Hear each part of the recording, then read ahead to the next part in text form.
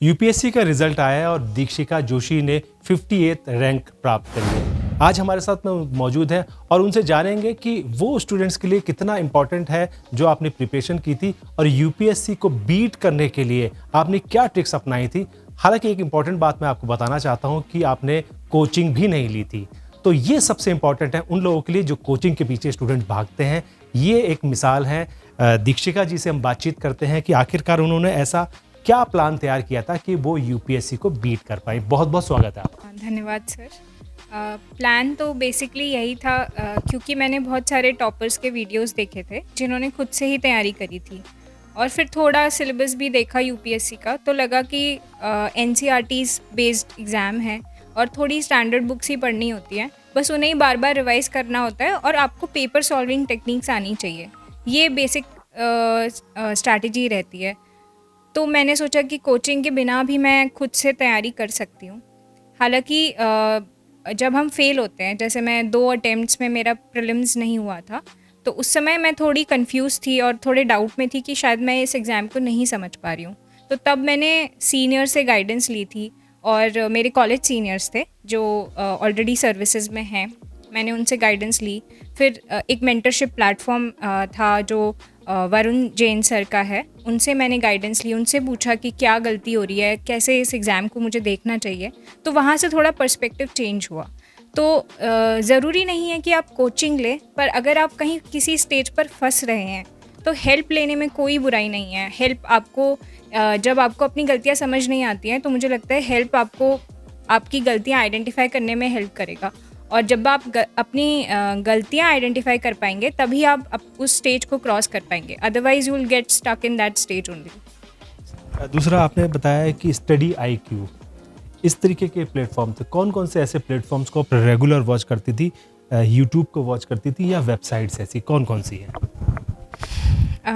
तो अगर मैं बेसिक से ही स्टार्ट करूं, तो जैसे इकोनॉमी की क्लासेस हैं, तो वो मैंने मृणाल पटेल सर के जो लेक्चर्स हैं ऑनलाइन यूट्यूब पे, उससे ही मैंने अपने इकोनॉमिक्स का कॉन्सेप्चुअल क्लैरिटी करी थी। फिर जैसे स्लीपी क्लासेस के सोशियोलॉजी के लेक्चर्स हैं, उससे मैंने अपना ऑप्शनल प्रिपेयर करा, उससे हेल्प ली। और स्टडी आईक्यू के जो एक्सप्लेनर आता है करंट अफेयर्स का, वो बहुत हेल्प करता था, specially in the interview stage.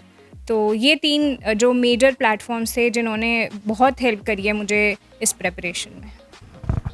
जब आपका जो है फर्स्ट अटैम्प्ट था वो कब था? आपका सेकंड अटैम्प्ट कब था? जो थर्ड अटैम्प्ट जो हुआ है उसको आपने क्योंकि बीट भी कर लिया, फर्स्ट अटैम्प्ट कब दिया था आपने? क्या कमी मानती है उस समय की? तो मेरा फर्स्ट अटैम्प्ट 2020 में था और सेकंड 2021 में, और ये थर्ड अटैम्प्ट 2022 में। तो फर्स्ट और सेकंड अटैम्प्ट में मुझे लगता है कि पढ़ाई तो मैं कर रही थी, पर वही है कि पेपर सॉल्विंग टेक्निक वो मुझे कहीं नहीं आ रही थी, या मैं बहुत ज़्यादा अंडर कॉन्फिडेंट थी अपने आप को लेकर कि प्रीलिम्स से मैं बहुत ज़्यादा डरने लग गई थी। तो शायद वो कहीं ना कहीं रीज़न था कि मैं दोनों स्टेजेस में फ़ेल हुई।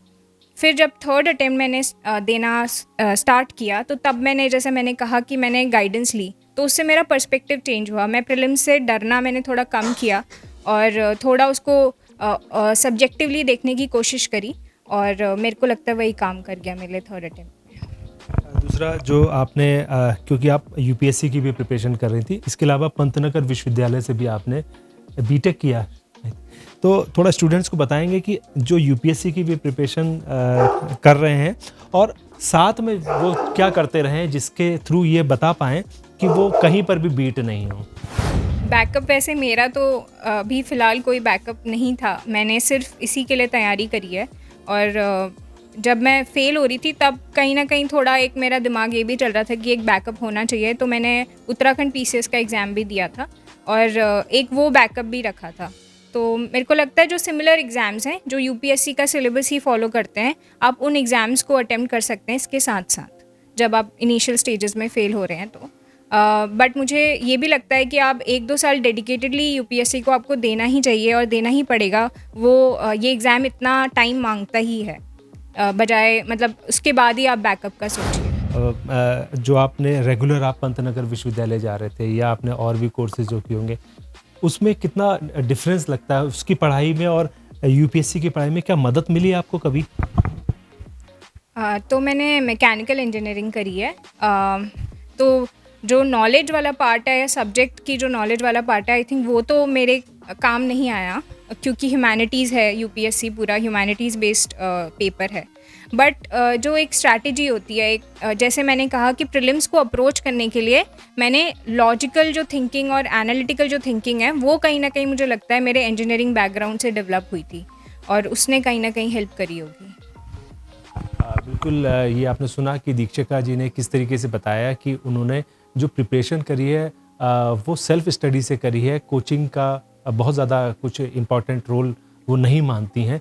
इसके अलावा एक इम्पॉर्टेंट बात उन्होंने कही कि जो एजुकेशन उन्होंने ली वो उनके बहुत काम आई, और जो एनसीईआरटी की बुक्स हैं, इसके अलावा कुछ फ्रेंड्स की जो बातचीत थी वो काफ़ी इंपॉर्टेंट थी। तो आप लोग भी अगर इस तरीके की प्रिपरेशन करेंगे तो निश्चित ही यूपीएससी को बीट कर पाएंगे। हमारा ये वीडियो कैसा लगा आप हमें बताएं, और कमेंट करके ये ज़रूर बता सकते हैं। आप दीक्षिका जी को आप बधाई भी दे सकते हैं। Thank you sir.